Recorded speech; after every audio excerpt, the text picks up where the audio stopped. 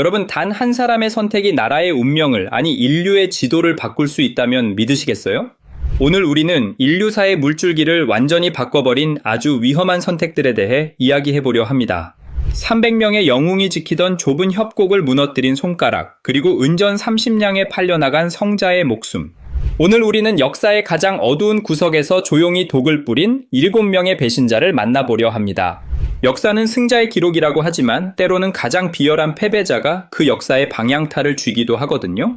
오늘 다룰 7명은 단순한 악당이 아니에요. 그들은 한때 영웅이었거나 누군가의 가장 친한 친구였고 국가의 핵심 기둥이었던 사람들이거든요.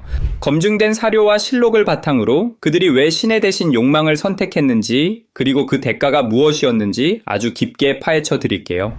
이 영상을 끝까지 보시면 역사를 바라보는 여러분의 눈이 완전히 달라지실 거예요. 먼저 서구 문명의 근간을 뒤흔들 뻔했던 인물, 에피알테스부터 시작해볼까요? 에피알테스는 그리스어로 악몽이라는 뜻이거든요. 기원전 480년 테르모필레 협곡에서 스파르타의 러니다스 왕과 300명의 전사들이 페르시아 대군을 기적처럼 막아내고 있었을 때였어요. 하지만 이 영웅적인 저항은 현지인이었던 에피알테스의 밀고로 한순간에 무너집니다. 그는 페르시아의 크세르크세스 왕에게 접근해서 그리스군의 뒤를 칠 수 있는 비밀상길인 아노파이아를 알려줬거든요. 흔히 그를 그냥 외부인으로 오해하기 쉬운데 사실 그는 그 지역 지형을 너무나 잘 아는 현지 거주자였어요. 여기서 주목할 팩트가 있어요. 당시 그리스 연합군은 약 4,200명 규모였는데 이 작은 인원이 수십만 페르시아 대군을 좁은 협곡에서 완벽하게 틀어막고 있었거든요. 하지만 에피알테스가 알려준 산길을 통해 페르시아 정예부대 이모탈이 그리스군의 후방을 기습했고 결국 러니다스 왕과 전사들은 전멸하게 됩니다. 에피알테스는 막대한 보상을 기대했지만 페르시아가 전쟁에서 패배하면서 도망자 신세가 되었고 결국 10년 뒤에 개인적인 원한을 가진 인물에게 허무하게 살해당하고 말았어요. 나라를 판 대가가 결국 비참한 죽음이었던 셈이죠. 그런데 여러분, 입맞춤이 사랑이 아니라 죽음의 신호가 될 수도 있다는 사실 알고 계셨나요? 그 주인공이 바로 가룟 유다예요. 기독교 역사에서 배신의 대명사로 불리는 인물이죠. 유다는 예수의 12제자 중 한 명이었고 심지어 재정을 담당할 정도로 신뢰받는 사람이었거든요. 그런 그가 스승을 대제사장들에게 넘겨준 대가는 은전 30냥이었어요. 당시 은 30냥은 일반적인 노예 한 명의 몸값 수준이었으니 자신의 스승을 정말 헐값에 팔아넘긴 거예요. 유다는 겟세마네 동산에서 내가 입을 맞추는 자가 바로 그 사람이다 라고 병사들과 미리 짠 뒤 예수에게 다가가 입을 맞췄습니다. 가장 친밀한 인사가 가장 잔인한 배신의 도구가 된 순간이었죠.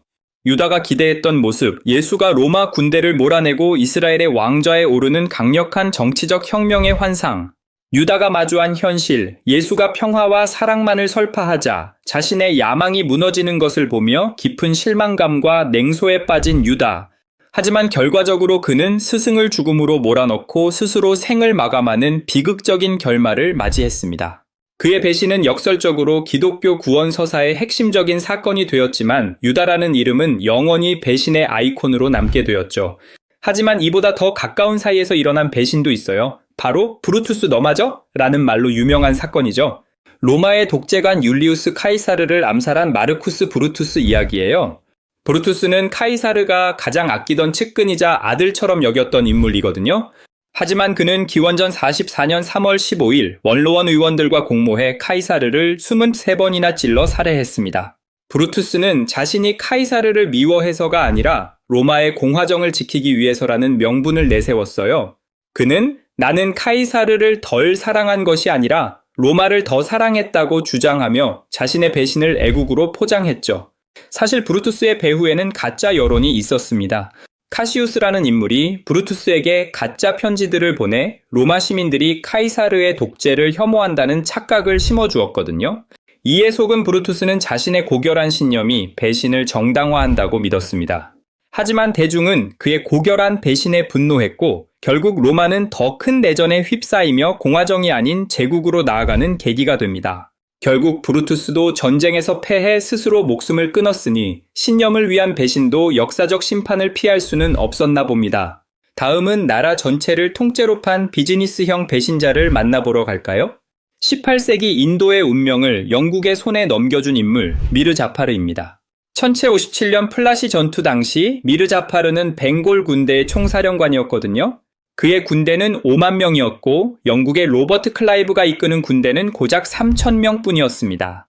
수치상으로 16배가 넘는 전력이었지만 자파르는 영국과 비밀 협약을 맺고 전투 현장에서 한 발자국도 움직이지 않았습니다. 이 배신의 대가는 인도의 경제적 파멸이었습니다. 자파르가 영국에 약속한 보상금은 무려 1,500만 루피, 현재 가치로 환산하면 수천억 원에 달하는 금액이었습니다. 벵골 국고는 순식간에 거덜났고 영국 동인도 회사는 이 자금을 발판 삼아 인도의 세금 징수권까지 장악하게 됩니다. 결국 인도는 이후 200년 동안 영국의 식민지로 전락하게 되죠. 지금까지도 인도와 방글라데시에서 미르 자파르의 이름은 비열한 배신자를 지칭하는 욕설로 쓰이며 그의 저택은 배신자의 문으로 불립니다. 권력을 위해 나라의 미래를 팔아치운 자의 말로가 얼마나 참혹한지 보여주는 사례죠. 하지만 전장에서 입은 부상조차 배신의 흔적을 지우지 못한 인물도 있습니다. 미국 독립전쟁의 영웅에서 역적으로 전락한 베네딕트 아놀드예요. 아놀드는 원래 조지 워싱턴이 가장 신임하던 용맹한 장군이었거든요. 특히 사라토가 전투에서는 다리에 큰 부상을 입으면서까지 승리를 이끌어 미국 독립에 결정적인 공을 세웠습니다. 하지만 그는 자신의 공로를 가로채는 무능한 장군들과 자신을 인정해주지 않는 정부의 깊은 원한을 품게 됩니다. 여기에 경제적 파산 위기까지 겹치자 그는 결국 영국군의 전략 요충지인 웨스트포인트 요새를 통째로 넘기려 시도했습니다. 다행히 기밀 지도를 지니고 가던 영국군 연락책이 체포되면서 계획은 수포로 돌아갔지만 그는 도망쳐서 영국군 장군이 되어 옛 동료들을 공격했어요.